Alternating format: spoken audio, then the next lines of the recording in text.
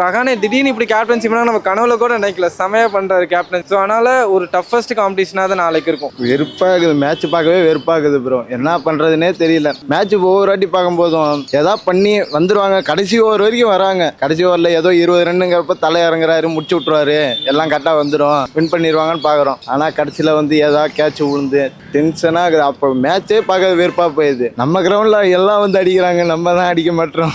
கண்டிப்பாக இந்த தடவை சொல்கிறேன், ஐபிஎல்ல சிஎஸ்கே கப் அடிக்குது. 6வது ஸ்டாராக ஒரு ஸ்டார் வருது. இந்த உலகமே தலையை எடுத்தாலும் உலகத்தை எடுத்து நிற்பேனே தவிர தலையை ஒரு நாள் எடுத்து நிற்க மாட்டேன்.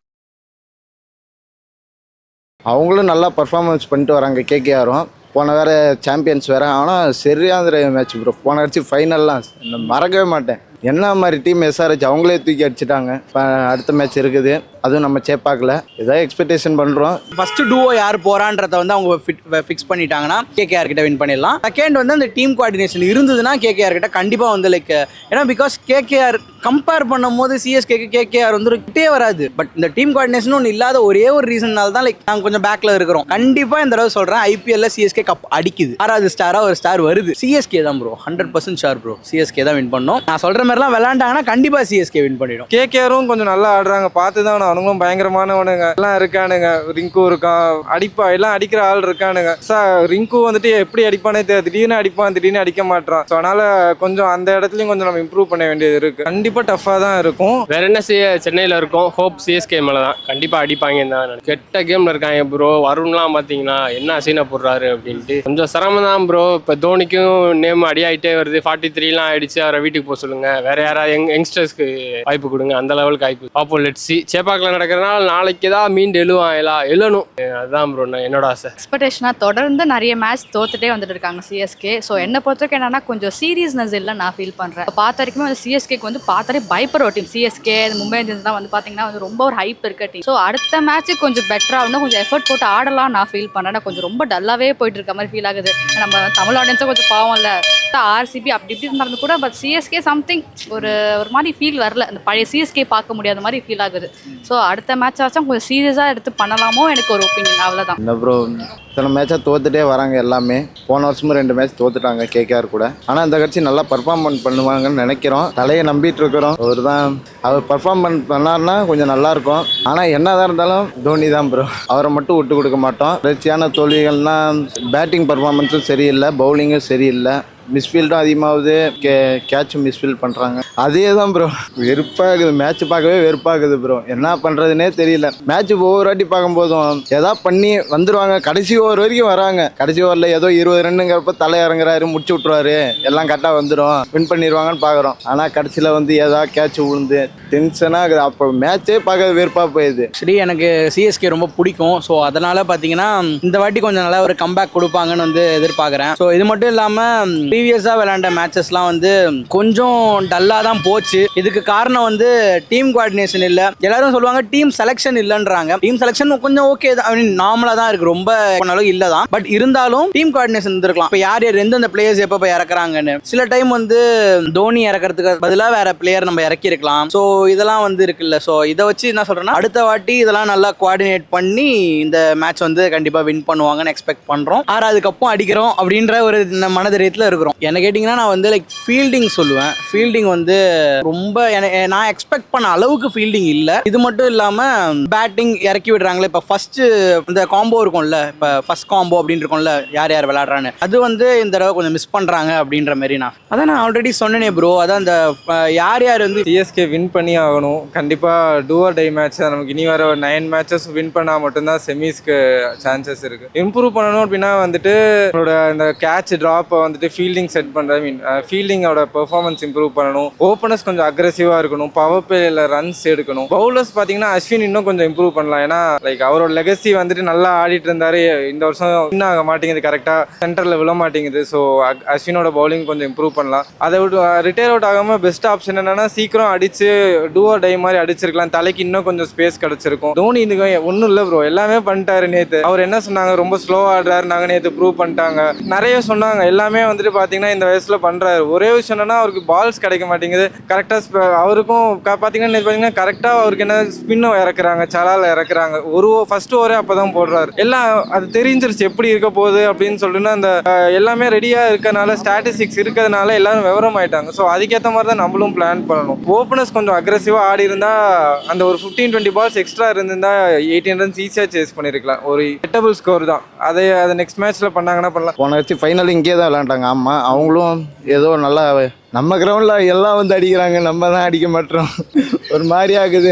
என்ன பண்ணுறது ப்ரோ, ஏதாவது ஒன்று 2 கடைசியில் வருவாங்கன்னு நினைக்கிறோம். ஏதாவது மேட்ச் வின் பண்ணால் பரவாயில்ல, தொடர்ந்து எல்லாம் லாஸ் ஆகிட்டு வருது. ஒரு மாதிரியா இருக்குது. நம்பிக்கை இருக்குது, வின் பண்ணுவாங்க நம்பிக்கை இருக்குது. வின் பண்ணால் நல்லாயிருக்கும். விட்டுட்டாங்கன்னா அவ்வளோதான். இந்த மேட்சை இந்த சீசன் சாமிக்கு விட்டோன்னு நினச்சிக்க வேண்டியதான், அவ்வளோதான். கேகேஆர் பிளேயர்னா வெங்கடேஷ் ஐயர் இருக்காங்க, ஆண்ட்ராய் ரசல் இருக்காங்க, அப்புறம் வந்துட்டு ரகானே அவரும் கொஞ்சம் நல்லா பர்ஃபார்மன்ஸ் பண்ணுறாரு. அப்புறம் வந்துட்டு ரகுவன்சி எல்லாம் பர்ஃபார்மன்ஸ் பண்ணுறாங்க. நம்மளதுல தான் எல்லாம் வராங்க, கொஞ்சம் பர்ஃபார்மன்ஸ் கொடுத்தா நல்லா இருக்கும். வராங்க, வந்த உடனே போயிடுறாங்க. ப்ரோ வெற்றி பெறணும்னு தான் கார்டெலாம் வேண்டிக்குவோம்.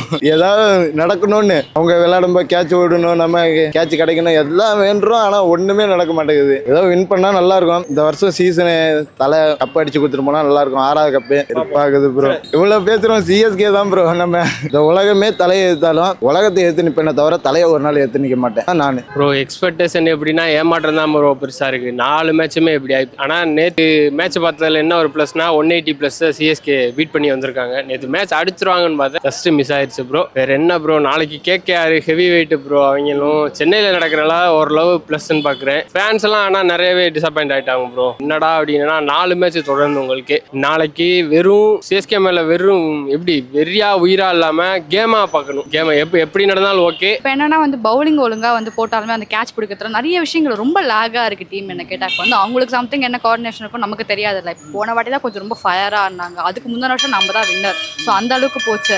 இப்போ ஆடியன்ஸ் என்ன மைண்ட் செட் வச்சிருக்காங்கன்னா தோனி தான் நமக்கு எல்லாமே. அவரே ஃபுல் அண்ட் ஃபுல் புஷ் பண்ணுறாங்க. அந்த மனுஷனை பாவம் எவ்வளோ தான் எஃபர்ட் போட முடியும். இப்போ டீம் பண்ணால் மட்டும் தான் நம்ம ஜெயிக்க முடியும். ஸோ நம்ம ஒருத்தரை நம்ம டிபெண்ட் பண்ணி இருக்க முடியாது. இப்போ ஆர்சிபிங்க அதை சொன்னாங்க வந்து விராட் கோலி தான் நமக்கு எல்லாமே பேசிட்டு இருந்தாங்க. என்ன பொறுத்தவரைக்கும் எப்படின்னா வந்து ஒரு டீம் கோஆர்டினேஷன் தான் மட்டும் தான் வின் பண்ண முடியும். கொஞ்சம் சீரியஸ்னஸ் தான் ரொம்ப விளையாட்டுத்தனமாக இருக்க மாதிரி ஃபீல் ஆகுது. தப்பாக சொல்ல ரைட்டாக சொல்ல தெரியல. நான் பார்த்த வரைக்குமே என் ஃப்ரெண்ட்ஸ் சொல்றதுக்கு ரொம்ப கேர்லெஸ்ஸாக இருக்க மாதிரி கொஞ்சம் சீரியஸ்னஸ் இல்லை தான் நான் பார்க்குறத தாண்டி வேறு எதுவுமே கிடையாது. கண்டிப்பாக இப்போ தொடர்ந்து ஒரு 3 மேட்ச் தோத்துட்டோமா, இப்போ அடுத்து ஒரு கண்டினியூஸாக ஒரு 3-4 அடிச்சுட்டே இருந்தால் தான் நம்ம ஃபைனல்ஸ் போகிற அளவுக்கு ஒரு சான்சஸ் இருக்குது. இப்போ இந்த வாட்டி நம்ம ஒரு 2 மேட்ச் தோத்துட்டா கண்டிப்பாக கொஞ்சம் கஷ்டம் தான் நான் சொல்லுவேன். எனக்கு தெரிஞ்சு 3 மேட்ச் தோத்துட்டாங்க. கண்டிப்பாக இந்த வாட்டி ஃபயராக இறங்குவாங்க நம்புறேன். சிஎஸ்கே கண்டிப்பாக பழையபடி வருவாங்க. இந்த மேட்ச் ஜெயிச்சிருவாங்க. நான் கொஞ்சம் ட்ரஸ்டபுளாக நம்புறேன். எஃபர்ட் போடுவாங்க. பார்க்கலாம் என்ன நடக்குதுன்னு. பட் அது ஹை ஸ்கோரிங்கா இல்லை வந்துட்டு அது இது இல்லைன்னா பார்த்தீங்கன்னா வந்துட்டு அது நான் பிலோ ஆவரேஜாக இருக்கான்றது நம்ம கெஸ் பண்ண முடியாது. ஏன்னா பிச்சு வந்துட்டு நிறைய இப்போ ஒரு இன்ஃபர்மேஷன் வந்துருக்கு. நான் நிறைய ரிவ்யூஸில் பார்த்தேன். பிசிசிஐ வந்து பேட்டிங் பிச்சுக்கு ஏற்ற மாதிரி மாற்ற சொல்லியிருக்காங்க அப்படின்ற மாதிரி சொல்லியிருக்காங்க. ஸோ அந்த மாதிரி இருக்கப்போ வந்துட்டு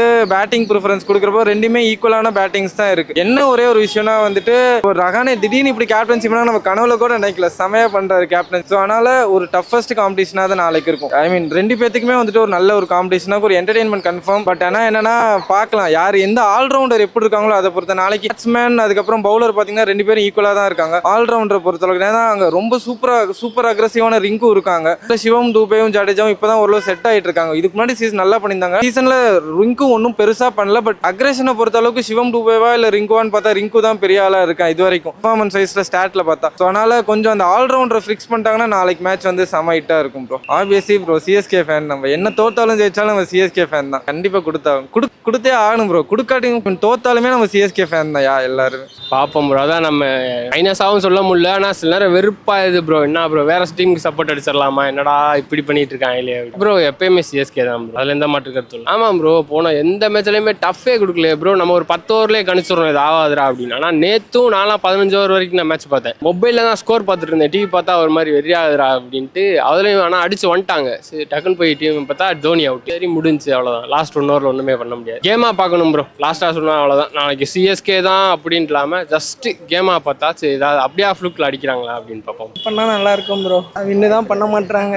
இல்லை ப்ரோ. அது என்ன பண்ணணும் ஃபீல்டிங்கை தான் சேஞ்ச் பண்ணோம். கேட்ச் எல்லாம் விட்டுட்டே இருக்கிறாங்க. அவர் தான் வந்துட்டாரு, ஆனா அடிக்க மாட்டாரு. அது ஏன் போனாருன்னே தெரியல ப்ரோ. அவரு ரச்சின் இருந்தாரு, அவர் கொஞ்சம் அடிச்சாரு ப்ரோ. எல்லாருமே பவர் ஹிட்டர்ஸ் தான் ப்ரோ. நல்லா டோனியா இருக்காரு ப்ரோ, அவர் அடிப்பாரு, ஜடேஜா அடிப்பாரு, எல்லாரும் அடிப்பாங்க. பார்க்கலாம், வெயிட் பண்ணி பார்க்கலாம். ஃபயரா இருக்கும்னு நினைக்கிறேன் ப்ரோ. செஞ்சுரி எதிர்பார்க்கலாம். சிஎஸ்கே தான் பேட்டிங் கொஞ்சம் நல்லா இருந்தாங்கன்னா நல்லா இருக்கும். மற்றபடி எல்லாம் கரெக்டாக தான் இருக்கும். விக்கெட் கொஞ்சம் எடுத்தா நல்லா இருக்கும். ஃபீல்டிங் மிஸ், பேட்டிங் சரியா ஆடுறது அப்படி இருக்கலாம். டீமில் எல்லாமே கரெக்டாக நடந்தால் தானே டீம் நல்லா இல்லை. ஒருத்தர் மட்டும் ஆடும் அப்படின்னா செட் ஆகுது. டீமில் எல்லாமே பேசி கரெக்டாக வந்து டீம் அவுட் பண்ணால் மட்டும்தான் நல்லா இருக்கும். அவ்வளோதான் ப்ரோ, எதாவது சொல்லணும்ல, அதனால் எதாவது சொல்லிட்டு தான் இருப்பேன். இருக்கணும் தான், இருந்தால் நல்லதுதான். நல்லா விளையாடுவார். சிஎஸ்கே தான் பண்ணுவாங்கன்னு நினைக்கிறேன். பார்ப்போம், பார்த்தா தெரியும். அதுதான் எம்ஐ ஃபேன் ஆச்சு நான். அதுதான் சிஎஸ்கே வின் பண்ணால் நல்லா இருக்கும். ஆமாம், அதுதான் வின் பண்ணால் நல்லா இருக்கும் ப்ரோ. அதாவது சென்னை பிளேயர்ஸ் பார்த்தீங்கன்னா நான் எல்லாரும் வந்து நல்லா தான் ஆடுறாங்க.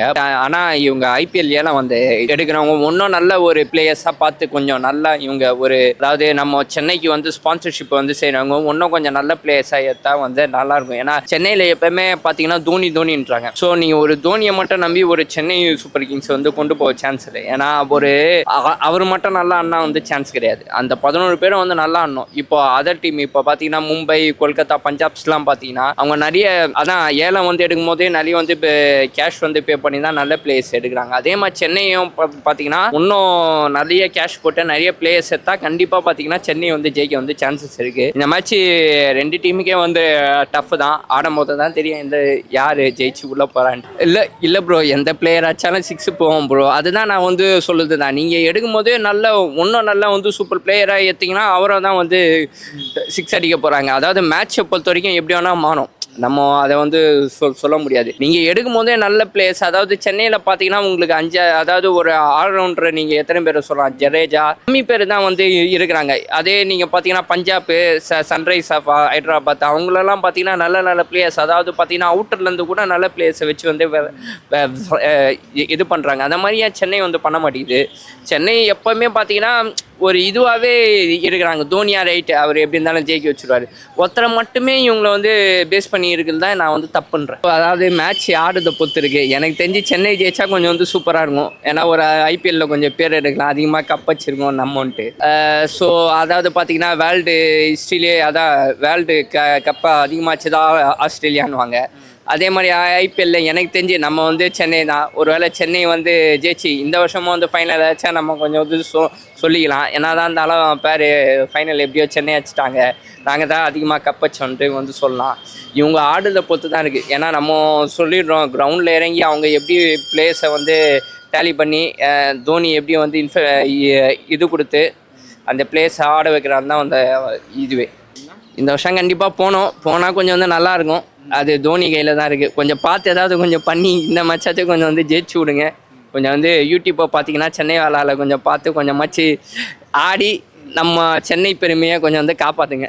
அவ்வளோதான் சார். நெக்ஸ்ட் மேட்ச் பார்த்தீங்கன்னா சென்னை வர்சஸ் வந்து கேகேஆர். ஸோ எக்ஸ்பெக்டேஷன் எவ்வளோ இருக்குது உங்களுக்கு? இல்லை ப்ரோ, அதாவது கொல்கத்தாவையும் நம்ம சும்மா சொல்ல முடியாது, டஃப் தான்.